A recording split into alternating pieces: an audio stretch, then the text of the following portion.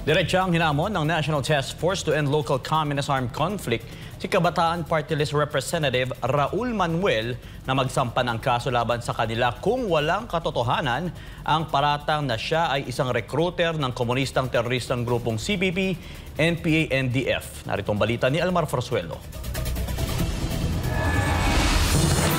Handang harapin ng NTF-ELCAC ang anumang legal na hakbang ni Congressman Raul Manuel matapos itong pangalanan ng task force bilang isang recruiter ng New People's Army o NPA. Nag-ugat ito matapos batikusin ng grupong karapatan ang ginawang pagbubunyag ng NTF-ELCAC. Pero ayon sa task force, kung talagang walang katotohanan ng kanilang pahayag, dapat idaan ito ni Manuel sa korte para magkaroon ng mas malalim na pagbusisi sa sinasabing koneksyon nito sa Communist Party of the Philippines, New People's Army, National Democratic Front o CPP, NPA, NDF. Kasunod nito, hinamon ni Undersecretary Ernesto Torres Jr., Executive Director ng NTF-ELCAC, si Manuel na ituloy ang pagsasampa ng kaso. Iginit niya na ang mga paratang laban sa kongresista ay may matibay na ebidensya. Matapang ding binigyang diin ni Torres na hindi nila babawiin ang kanilang mga naging pahayag na nagsisiwalat sa mga individual at grupong umano'y nagsisilbing prente ng CPP, NPA, NDF. Muling iginit ni Torres na malinaw ang kanilang mga paratang ay hindi walang basihan. Bagkus ay nakabatay sa matitibay na ebidensya mula sa mga dating opisyal ng NPA na nagbigay ng sinumpaang salaysay